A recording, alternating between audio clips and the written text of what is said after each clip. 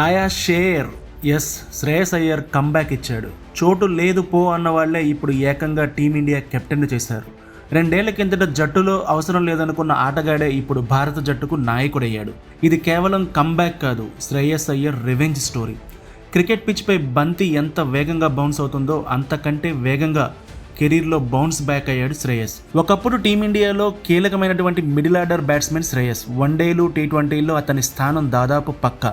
విరాట్, రోహిత్ తర్వాత భారత్ బ్యాటింగ్ బాధ్యతలు శుభమన్ గిల్, శ్రేయస్ అయ్యర్ భుజాలపై ఉంటుందని చాలా మంది భావించారు. కానీ ఒక్కసారిగా కథ మారిపోయింది. ఎక్కడ తేడా వచ్చిందో ఏంటో కానీ తర్వాత పాతాళానికి పడిపోయాడు. గాయం ద్వారా టీంకు దూరం అయ్యాడంటారు, కానీ అంతకంటే ఎక్కువగా అతని యాటిట్యూడ్ దెబ్బతీసింది. 2023 డిసెంబర్ తర్వాత శ్రేయస్ ఒక్క టీ20 ఇంటర్నేషనల్ ఆడలేదు. 2024 వైజాగ్ టెస్టు తర్వాత టెస్టుల్లోకి తీసుకోలేదు. మధ్యలో వన్డేలు ఆడినప్పటికీ అతని పెర్ఫార్మెన్స్ అంత బాలేదు. 2026 జనవరి న్యూజిలాండ్ సిరీస్ కూడా ఫెయిలే.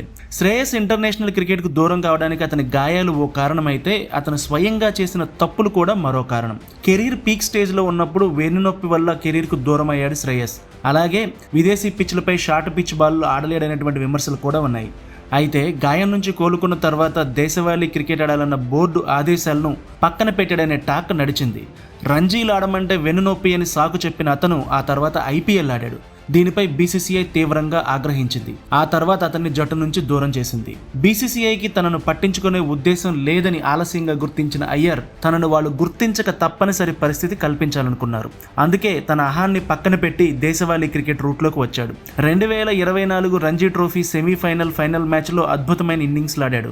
ఆ తర్వాత సీజన్లో ఒడిశాపై డబుల్ సెంచరీ, మహారాష్ట్రపై 140 పరుగులు కూడా చేశాడు. రెడ్ బాల్ క్రికెట్లో తన సత్తా చాటడానికి దులీప్ ట్రోఫీ, ఇరానీ ట్రోఫీని కూడా వదలకుండా ఆడాడు. ఆ తర్వాత అంతేకాదు, తాను టీ20లో కూడా సూపరే అని నిరూపించడానికి సయ్యద్ ముస్తాక్ అలీ ట్రోఫీలోనూ చెలరేగిపోయి ఆడాడు. ఇవన్నీ ఒక ఎత్తు అయితే లీడర్గా ఐపీఎల్లో తన రెండో సైడ్ ఏంటో చూపించాడు అయ్యర్. 2024 ఐపీఎల్లో కెప్టెన్గా కేకేఆర్కు టైటిల్ సాధించి పెట్టాడు. ఆ తర్వాత 2025లో పంజాబ్ అతన్ని 26,75,00,000 కొనుక్కుంది. పీబీకేఎస్ టీంను అతను ఒక అన్స్టాపబుల్గా మార్చాడు. అంతకుముందు అసలు ఐపీఎల్లో ఉందో లేదో అన్నట్లుగా ఉండేటువంటి పీబీకేఎస్ నిరుడు ఐపీఎల్ ఫైనల్లో అడుగుపెట్టింది.